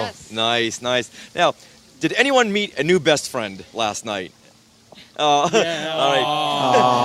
Brian is sitting on Martin Keeler's lap. Is there more to that story? A proper bromance growing there. He's coming back with me tomorrow on Monday. We're flying back to London. You heard it here first. Yeah. Chucking it all in, just going for it. That's it. I'm thinking Martin and Brian becomes Brian or Martin, so it doesn't work. Martin. No, Martian. Just made it weird. Yeah. No, we didn't make it weird. Yeah, there's nothing weird about it. You be yourselves. Okay? I think Keeler Sims sounds quite nice. All right. So aside from this new bromance, any other new best friends we made last night? Because Sarah, you and I made some new best friends last night. Tell us all about this. I saw this happen. Yeah, so we were in the balloon pull line, and right behind me was a woman named Sarah. And we started talking because we're girls and that's what we do. And we discovered that both of our husbands were named Richard. We're both from LA. What? And we're both, it was like Richard, Sarah from LA. And we both met, I don't know, it was just crazy. Like all the similarities. And we became like fast friends and we were like dancing the night away. You were following each other around all the time. It was like sliding doors, wasn't it? It was fantastic. That's right. So yeah, we made some new friends. We even exchanged phone numbers and stuff. So it's possible. No, okay, I'm not going there. No, go there. What? What, James? Finish the thought. No, you were talking about romances and things. Anyway. Go ahead. No. Okay. Don't let him go, Rich. Just stay on him. Yeah. Okay. All right. Fine. Well, Richard was from the UK. That's true. Yeah, he was, wasn't he? Yes, he was. Yeah. He was one of your kind. One of our kind. Yeah. We don't take to talk like that. I got away with that. Good. Moving on. All right. Anyone else? Actually, Colonel Roxanne and I met a really sweet couple last night. As a couple guys from the 501st, the Star Garrison in Texas, and they're really sweet people. They're both stormtroopers, and they gave me a couple of their patches. It was Xylo and Eric, and I think Eric was the guy that did the artwork for the Kessel Run booklet and for the T-shirt. That's right. Yeah. So I met him and his husband, and they were so sweet. We both share anniversaries in November. So and like his phone was dying, so I gave him my BB-8 charger to charge his phone, and it was a really, really nice couple, and it was really nice to get to know them. Yeah. So we were like on a double date. that's cool. Yeah, that's another thing. Wait, James, something to add to that? Yeah. Yes. No comment. That's another thing with the Richard and Sarah that we met. They were both married in 2009 as well as us. It was like crazy. It was meant to be. Exactly. And they had an R2-D2 as their ring bearer, like you guys did. Yeah. Not Richard and Sarah, Eric and Xylo. Oh, okay. Yeah. Now, last year they pre-sold tickets to this year's gala. Did they sell tickets for 2018's gala last night? No, they didn't. They haven't set a date yet. They're working on that at the moment. So as soon as that is announced, an email will be going out to everybody that was in attendance last night and all of the members of Rancho Obi-Wan, so they know when to buy tickets. So yeah, that's still in discussion. Now, heated discussion. When that email does come through everyone's account, are we all coming back? Absolutely. Am I? Of course you are. Okay. Here on this very spot, this time next. Well, Yeah. whenever it is. This whenever it is, we will be back to do this on the day after the gala. All right, so the next year. Got to go to IHOP first, though, Rich. Got to do IHOP first. Oh, IHOP. Can't advertise them for free. Well, they gave us a couple of bucks on the way out. Just mention our name. Okay, cool. So since you mentioned the name, Mark, There you go go. to you. What do I know? I'm English. Stealing our advertising. Now, what do we want to see differently at next year's Rancho Obi-Wan? I want the balloon pop to be called the balloon pool pop. Or the balloon pool pop, as James says, yeah. All right. It's a small request, but I think it's worthy. I think it should be 2 nights because the poker tournament lasted all night. There was the wine tasting. Well, technically it went past midnight, so technically it was. Yeah. Well, there's an interesting thing about the poker tournament. As a charitable organisation, you actually need a license over in the state of California to run a poker tournament, and they applied for a license, as they do. They do everything by the book. You're only allowed to run a poker tournament once a year for a maximum of 5 hours. So there you sort of have it. So if they do a longer poker tournament, they can only do it for 5 hours. Although I sort of argued, well, can't we just do it for 5 hours and a minute? Yeah. Okay. All right. And 5:01. Come on, guys. And I think we all got it, but it's like that's an obvious one. Go on. All right. Anyway, so so they're looking at that, and I think last night was a test to see whether it was popular, and obviously it was. So I think they'll be looking at that. Maybe as a separate event, I don't know, or maybe as an event that runs alongside the gala, well, I don't know. Martin, are you going to say you're coming back next year to defend your third place? Or second loser, as we like to call you. Loser, yeah. I couldn't be the best loser. I know. All right, anyone else? What do we want to see at the next Rancho Obi-Wan Gala? I'd like to see Star Wars themed food. I mean, they can cook what they want, but like give it Star Wars names, like pulled pork sandwiches. Yeah. Come on. All right. It's there. Good deal. Brian Sims.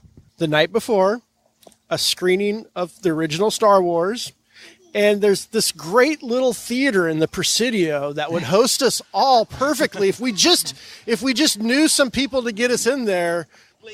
Yeah, please. But I think the issue is that this talking from a volunteer perspective. There's so much work that goes into it the night before. So I think maybe doing that maybe the day after or something like that would be better, because then all the volunteers can relax a little bit. Yeah. Good decompression. Yeah, night. exactly. And that would be quite nice to do. So maybe doing it the night after. Yeah. Okay, Oh, cool. definitely, yeah. And maybe even, dare I say, charge a little extra for admission to that. Oh, yeah. And I think everyone would be up for that, and then the money goes back to Rancho. So Easily, yeah. Definitely. Martin Keeler. Yes, Martin again. It's 40-year anniversary of the holiday special next year. Oh. That's all I'm saying. You know what? Just drop your mic. Drop your mic right now. Is it an expensive mic? It doesn't matter. I want this. Throw it in the pond behind you. I'm all for that.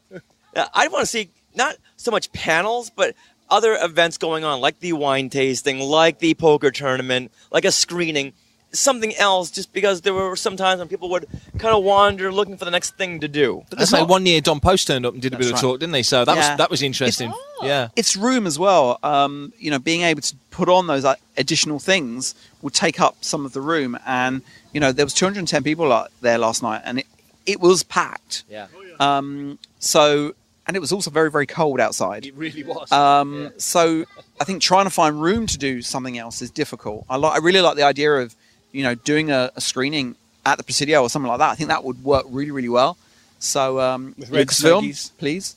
I mean, even like in Jabba's palace, sometimes that's the little dining area. That was empty a lot of the night. People go in there just to kind of talk. That'd be a nice area to do another get-together, another chat, another discussion, some games, something. Lots of thoughts to take back. Yeah, I was going to say two things as along this. One, of course, would be heaters for the cold areas. All right, Glenn Stein, go on. Maybe not need those. Go on, Glenn Stein. And then some outside lighting, because, I'm sure, I guess, normally they're only open, during daylight hours. But for this one event, to get some sort of portable lighting, one thing. The moon was full, man. That wasn't. That's no moon. Well, you could barely see the sandcrawler at night, and anything wasn't else a moon. that was out there. It was Star Killer Base. Like, hey, what are you guys doing? But that's two things I thought of. Yeah, I would also love to see some themed cocktails or maybe some blue milk. I think that would be fun. I know that's a little bit more involved for volunteers and stuff. It's only food dye. Yeah. No, it's not. Or maybe like a hashtag cantina. Anyone? Anyone? Martin Keeler? Any comment? Martin Keeler? I can't say anything.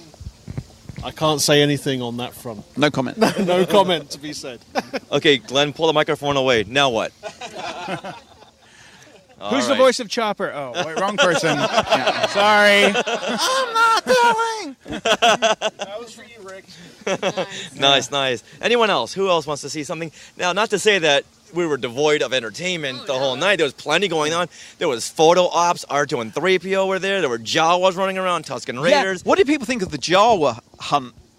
Because that was new, and it did really, really well, and people could buy little things and have a little chat with the Jawa and interact, and I think we thought it went down really well, but it would be interesting to see what... Yeah, it was the first thing I did was I bartered with the Jawa. Bartered with the Jawa. Got some nice Celebration 5 playing cards. Yep.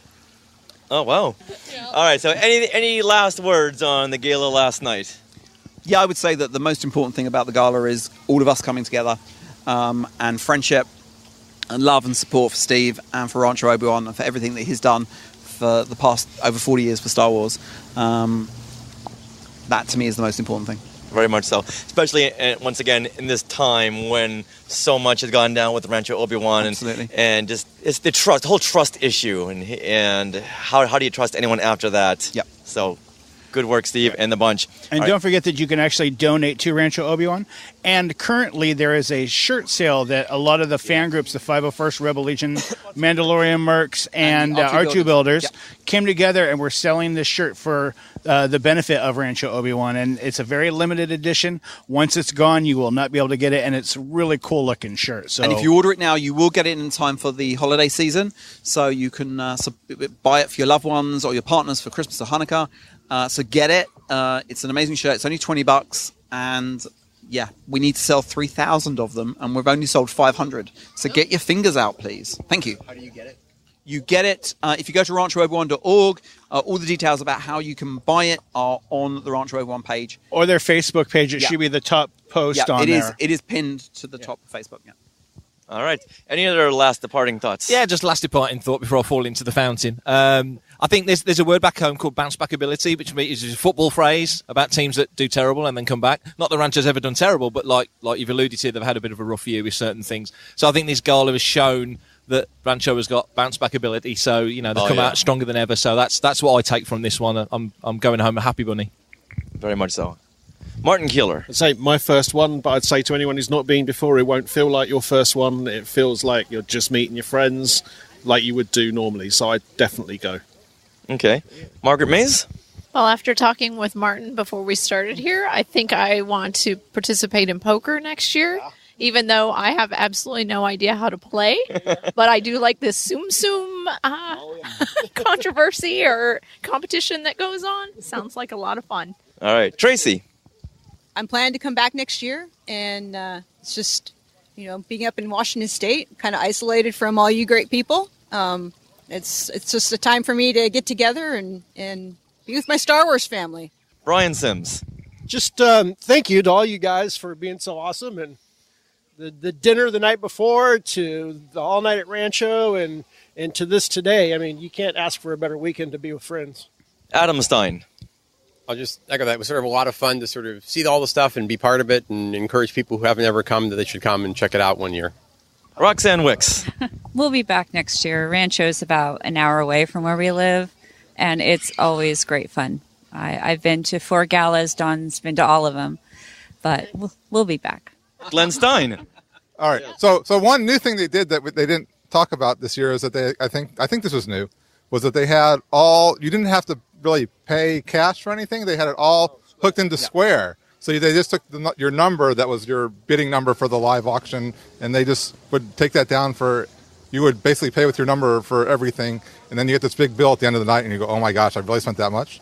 I hope to get back sometime soon. All right. You know what? I was really excited to come to the gala, but I thought after this one here, maybe we're good. We can skip a couple of years and then come back. But then after last night, it's like, no. Just so much fun. And I just can't say it enough. So I'll just, in brief, hanging out with everyone, not just at the gala, but the night before, now the day after. Just so thrilling. And I love you all.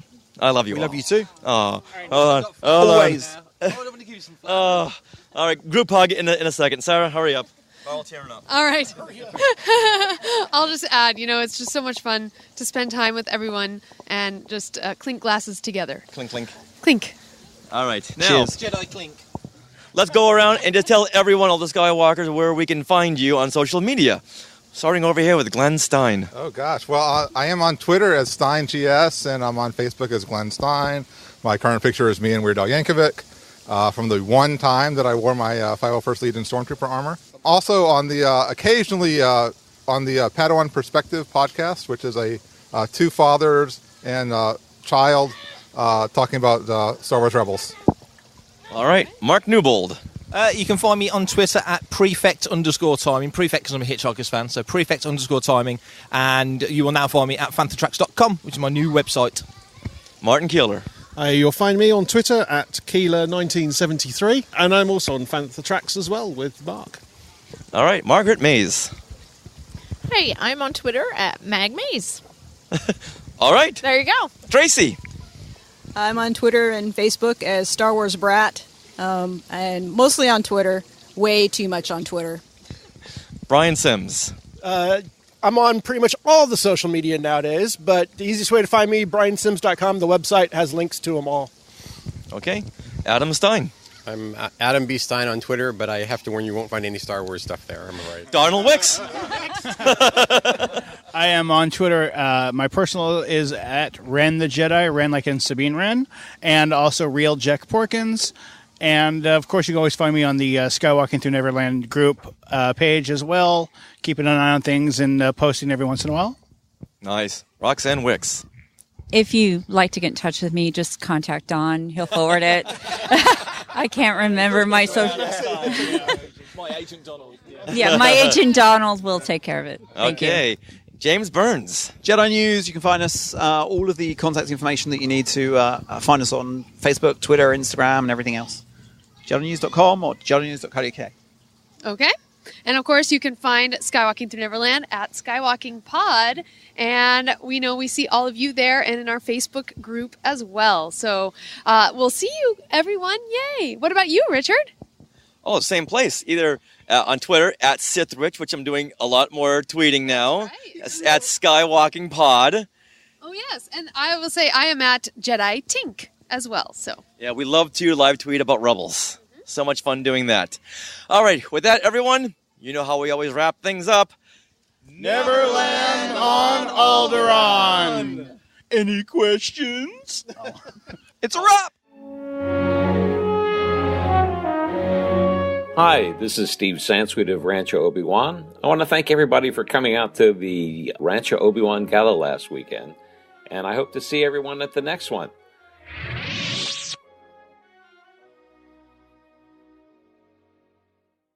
Shout-outs, Skywalker shout-outs. Which Skywalkers get props from here in Neverland? Who was tweeted out? Shout-out. Who was photobombed? Shout-out. Who was shared a post? Shout-out. We want to welcome a new website, Fantha Tracks. Now, the website may be new, but it's being run by some old friends. Mark Newbold is in charge. He's the head of the website, and one of the contributors is Martin Keeler. And both of these guys, of course, we just had on our Rancho Obi-Wan Gala Roundtable. And Mark Newbold, formerly of Jedi News. Yes. He's starting this new all-encompassing website that has news, it's going to have reviews, it's going to have podcasts. He's got such huge plans for this. And Mark, being of my age, he loves Bantha Tracks, which was the Star Wars fan club newsletter. Bantha Tracks. And that was back in the 70s. Back in the 70s and 80s. Yes, okay. Way before your time. So he changed it to Fantha Tracks. And big kudos to him. And artist Paul Bateman had redesigned the Bantha for their logo. Yeah, it's super cute. Yeah, very, very cute. It's a great logo and a fun new website. So you guys go check that out. It's fanthatracks.com. Well, because this is a new website, they're doing new things. And one of the new things they're doing is a Podcasts in Focus each week. So each week they'll highlight different podcasts and podcast networks as voted on by you. And the goal is to have podcasters and podcast listeners find each other or find new content or perhaps, just get your name out a little bit more. So we, of course, love that. Yeah. Very, very important. Yeah, so really cool. Podcast in Focus is what that particular article is called. And what they're going to have is 3 winners each week. Number 1 winner will be an overall winner of the poll, as voted for by the public. The second winner will be a random entrance selection in the poll. So, let's say that the overall winner, as voted on by everyone, was, this past week was Rebel Force Radio. And now one random entrance, their winner to them was Radio Free Tatooine, so they picked that. That's the second winner. And then the third winner will be a selection from the editors at Fantha Tracks. And this week's winner was Skywalking through Neverland. So basically it's the editor's pick. And they wrote, the Fantha Tracks editors have picked Skywalking Through Neverland for their Halloween show and their live stream coverage in and around the Rancho Obi-Wan Gala weekend. Aww. So we want to thank them so much for choosing us. Award well selected. Yeah. Yeah. So, that's why we wanted to shout out Fantha Tracks and just give you a rundown on this new website. Yeah, not just because they selected us. No. But it's a great site run by great fans. Yes. These people are dedicated fans. That's always important because they know their stuff. And going on there once every couple of hours, there's always something new popping up. So go check it out once again, fanthatracks.com. All right, and we'll continue our shout out. We want to give a big shout out to Brian Sims for basically being the weekend's photographer and sharing all the photos with us already afterward. It's great to have him around because I don't have to worry so much about taking pictures and documenting. I can just enjoy the experience. So once again, thank you, Brian, for loving to take photos and having your awesome camera with you. Well, Brian's always on top of everything. He's, I love his can-do spirit. Yeah. If it needs to be done, he'll do it way before it needs to be done. He's like the Uber king. We need to get somewhere. He's already got an Uber on the way. I don't know how he does it. That's funny. So he was like the hero of the week, setting up the Lucasfilm tour, taking all those fantastic pictures. If you look at his site, briansims.com, Sims, that's SIMS.com, and our Skywalking to Neverland group, Facebook group, redundant, but you know where I'm going with this. Yes. He just posted 183 beautiful pictures. Wow. Beautiful pictures. Wow, so thank you, Brian. All right, our next shout out goes to Matthew O'Hearn, who posted in our Facebook group this little thing. He said, I was the rebel spy! All right, moving on. Richard, what do you think of that? Yeah, I think we should move on. That's what I think about that. And how many times has he been the rebel spy? Oh, I think that was his first time, but then someone else had posted last week that they brought on their daughter for the first time to Star Tours, and she was the rebel spy. Well, how old is Matthew O'Hearn? Is he a child? No. I think he's in his 30s. He's in his 30s? He's a guy, and he was picked? Yeah, I think What am I doing wrong? Hey, Matthew, give me a call. Direct message me. What did you do to become the rebel spy? Because obviously I can't figure it out. Aw, poor sweetie. Well, let's move on to this next Yeah, shout let's out. do it, shall we? Oh, you know what? Next week we'll be going to Disneyland for the Star Tours introduction of the Crate segment. Yeah. So, you know what? Maybe it's my time. Maybe it Maybe is. it's my time. Crate and Richard as the rebel spy. The Last Jedi. Last opportunity, Disneyland. Don't disappoint. All right. Well, let's move on to Twitter, in which you guys can post your hashtag Skywalker selfie. Stop what you're doing, take a selfie, and post it to @SkywalkingPod and hashtag Skywalker selfie, and tell us what you're doing while you're listening to the show. We love that. Darth Tuba posted some pictures of their Halloween costumes last week, and I didn't see this till today, so I'm really excited that I saw it. But Hoth Leia Mini. His wife was Hoth Leia Mini, Aw. and he was Han Solo, and they were both posing with an R2-D2 plush that's holding a little jack-o'-lantern. So it was the cutest Skywalker selfie, and he wrote, #Skywalker selfie, so proud of my wife's Minnie Mouse Hoth Leia mashup costume. Happy Halloween! And it was so cute because she had like the Hoth vest, and white undershirt, and she had the mini ears, and she had a mini skirt, the polka dot skirt. It was very cute. #I miss Halloween. Oh, only how many more days? 300 something. 358 more days. Wait, aren't there 300? Oh, 365 days in a year. Yeah. Okay. Yeah. Oh. So I just had to give that shout out to @DarthTuba. Go Nice. check out his videos too. He posts his unboxing videos of different things. Unboxing, huh? Yes. Unpackaging? Yeah. I.e. vandalizing this beautiful artwork on the packaging of Star Wars toys? I don't know. You'd have to speak with him.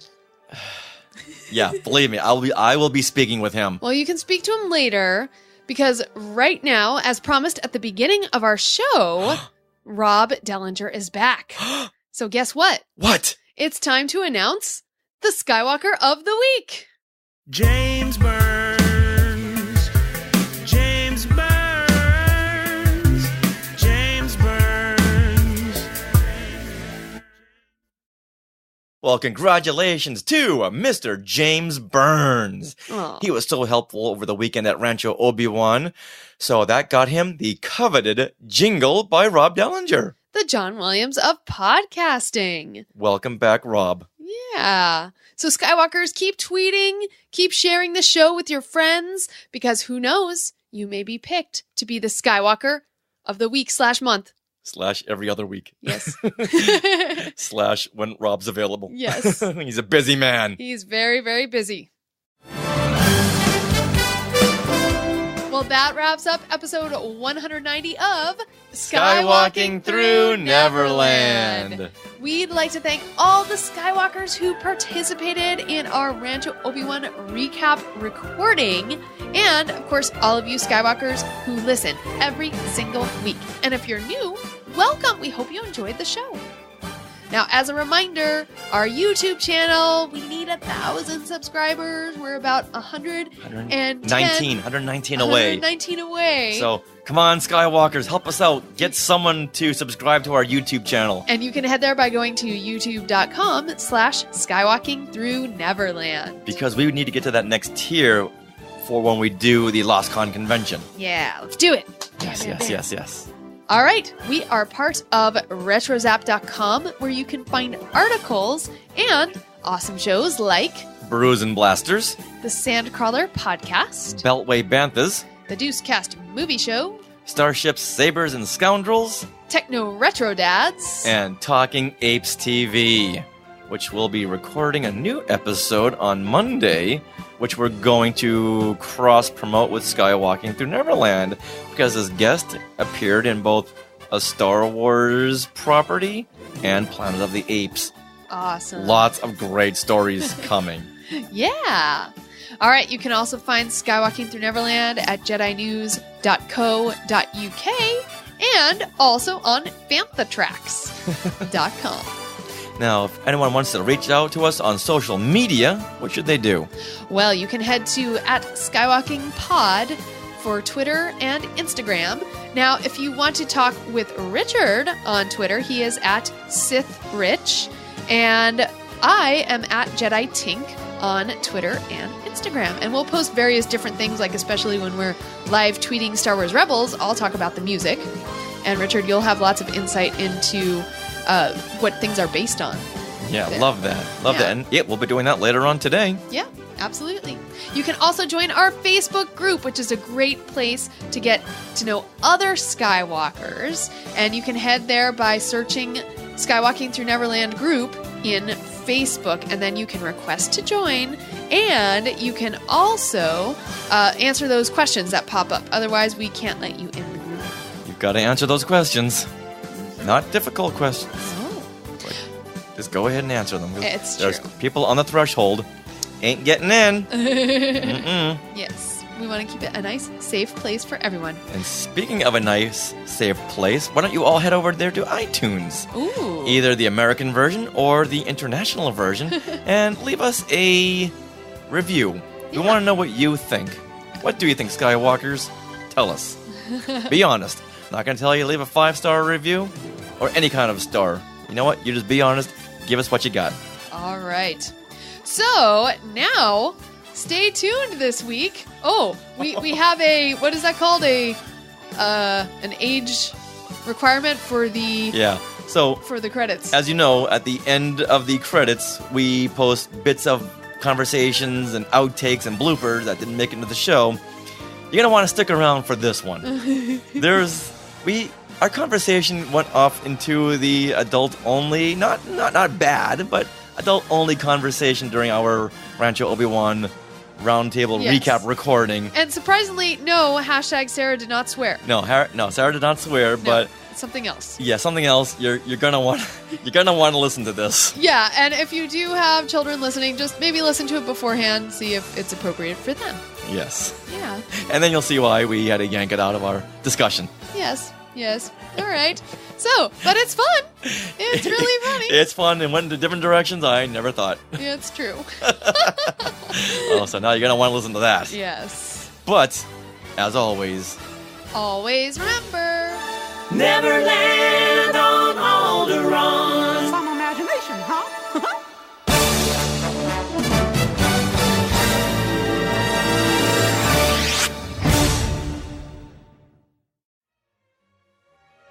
To our Skywalkers and Tweetwalkers, thanks for listening. Skywalking Through Neverland is created and produced by Richard and Sarah Woloski. Original music by Rob Dellinger. Creative consultant Mark Augushowitz. Technical advisor Peter Heitman.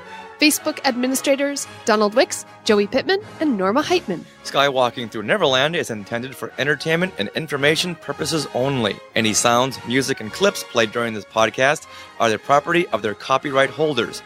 All original content is property of Skywalking Through Neverland, all rights reserved. Sorry, had to be said. What about the condoms? Did you buy any condoms? No, I didn't buy the condoms, James. Sold out though. Always with James. Always with James. Balloon pop when we run out of balloons. We just had to dig into That's it, yeah. All right, now we're going to stop things right now. Now, James, explain to us what the whole condom thing is. So Echo did a I Am Not Your Father condom. Thank you, Richard. I will show you one end of my stick later. With or without the condom. Oh, the editing.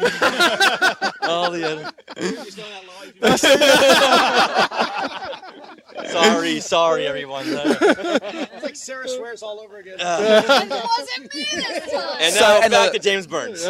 So yeah, these condoms came out a long time ago, and please don't use them because they have passed their expiry.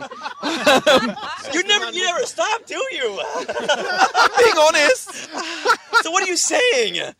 Well, no, because they produced a Yes, we know what happens when you don't use them. Exactly. So now they say, I might not be your father. Yeah.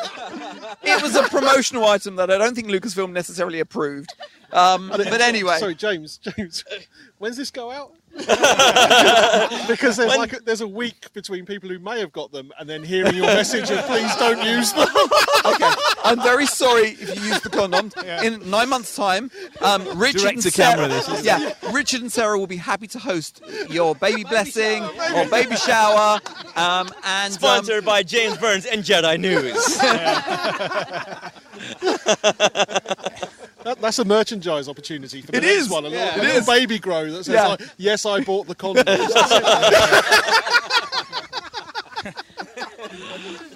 Whoops! Right now, Trojan is going, dang, why didn't we think of that? Dang it. I will talk to Anne later about some T-shirts. That took an unexpected turn, didn't it? Where were we? What are we talking about? This is podcast gold. Podcasting gold. Yeah. And you must name your baby Rancho Obi-Wan. Yes. Can we just say, if any children are born off the back of the Gala, can you please call the kid Steve? Just in honour of the moment. Yeah, it's kind of like a little cloning facility right about then. Rancho Camino. That's the crash area. Yeah. That's that's what we need next year, a crash. A crash. We might need a No. That's the hashtag for this episode. Hashtag Rancho Camino. Yeah, but Listen to see what that's about. But the issue is that you have to be over 21 to go. So unfortunately, there may be a few people not coming to next year's. Wow. All right, so before we wrap things up... Are you glad you invited us on? Are you still glad you invited us on? Thank you. Thank you very much.